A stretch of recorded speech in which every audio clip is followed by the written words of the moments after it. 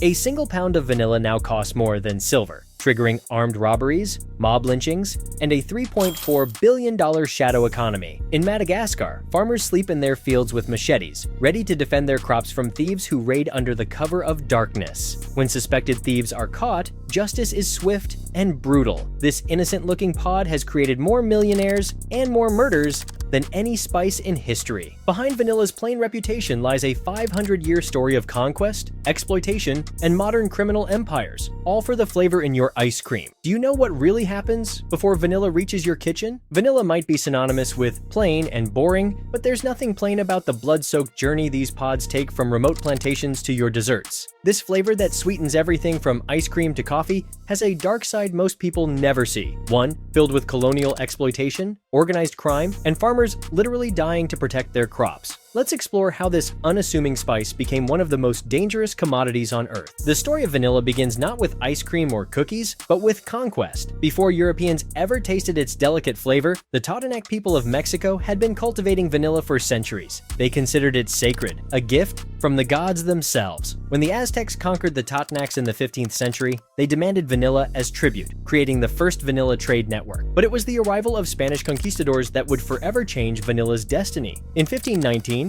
Hernán Cortés encountered the Aztec Emperor Montezuma drinking a royal beverage called xocolotl, a mixture of cacao, vanilla, and spices. Cortés, recognizing something valuable, shipped vanilla beans back to Spain, where European elites became obsessed with this exotic flavor. For the next 300 years, Mexico maintained a complete monopoly on vanilla production. But why? It wasn't just geography, it was biology. You see, vanilla orchids had evolved alongside a specific Mexican bee that was the only creature capable of pollinating them. Without this bee, vanilla flowers would bloom for just 24 hours and then die without producing any beans. This biological quirk meant that despite numerous attempts to grow vanilla elsewhere, the plants would flower, but never fruit. Spain tried desperately to break Mexico's monopoly, but nature had other plans. Therefore, vanilla became one of the most exclusive and expensive spices in the world, reserved only for royalty and the ultra-wealthy. But this monopoly couldn't last forever. In 1841, everything changed because of a 12-year-old enslaved boy named Edmond Albius on the French island of Réunion.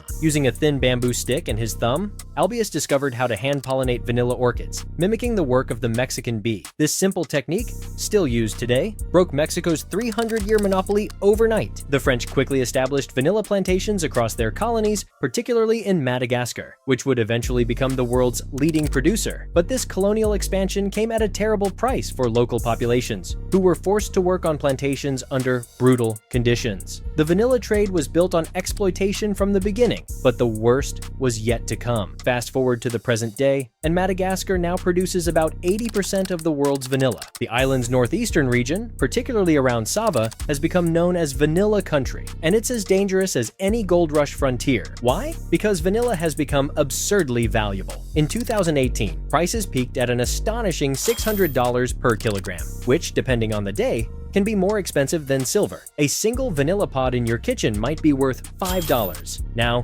imagine having thousands of them hanging in your field. This extreme value has transformed vanilla growing regions into lawless territories, where farmers face constant danger. Many sleep in their fields at night, armed with machetes or homemade spears to protect their crops. Thieves operate under the cover of darkness, raiding plantations, and sometimes killing farmers who stand in their way. But the violence doesn't end there. When suspected vanilla thieves are caught, there's often no time for courts or police. Mob justice prevails, with thieves frequently beaten to death on the spot. In one particularly brutal year, over 100 people were killed in vanilla-related violence in Madagascar. When someone steals vanilla, we kill them, one farmer told a BBC reporter matter-of-factly. We don't go to the police because they don't do anything. We take matters into our own hands. This cycle of violence has created a climate of fear throughout vanilla-growing regions. But the danger doesn't just come from thieves. It comes from the entire criminal ecosystem that has developed around vanilla. Middlemen and exporters have created elaborate smuggling networks that span multiple countries. Vanilla beans are smuggled through the Comoros Islands and Seychelles to avoid export taxes, creating a shadow economy worth billions. Government corruption enables this system, with officials taking bribes to look the other way. The high prices have also led to another problem: premature harvesting. Vanilla pods need 9 months to develop their full flavor profile, but with theft so common, farmers harvest them after just 5 or 6 months. These unripe pods produce inferior vanilla, but buyers are so desperate for supply that they purchase them anyway. This has created a vicious cycle. Lower quality vanilla leads to more synthetic alternatives, which threatens the market for natural vanilla. Yet prices remain high due to speculation and hoarding by middlemen who manipulate the market. The human cost extends beyond the violence. In Antillaha, Madagascar's vanilla capital, children as young as 10 have been detained for vanilla theft, often without trial. Farmers live in constant anxiety, knowing that a single raid could destroy their livelihood. The psychological toll on farming communities is immense. One farmer described the situation: "We can't sleep. We can't leave our fields. We live like prisoners guarding our own crops." What makes this situation even more tragic is that despite the astronomical prices of vanilla, most farmers remain poor. The real profits go to exporters, middlemen,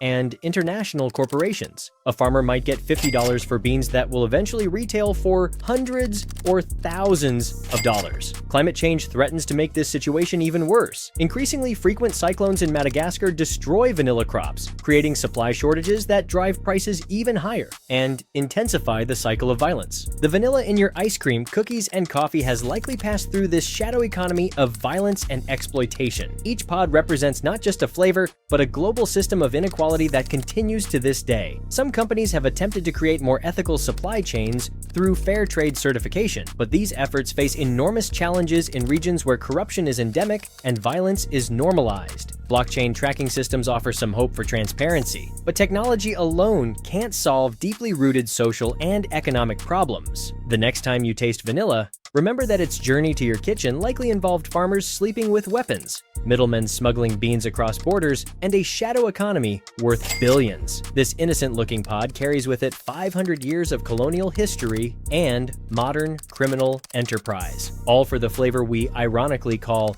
plain. Vanilla's journey from sacred Aztec tribute to blood-soaked modern commodity reveals how something seemingly innocent can hide centuries of exploitation. While we casually add vanilla to our desserts, farmers risk their lives to produce it. Next time you taste that familiar sweetness, remember the bitter reality behind the world's most dangerous flavor. And if you thought vanilla's story was shocking, wait until you hear about chocolate. The sweet treat that shares vanilla's Aztec origins has an even darker history of child slavery and environmental destruction. Click the link in the description to discover the disturbing truth behind the world's favorite dessert, a story that will forever change how you look at your chocolate bar.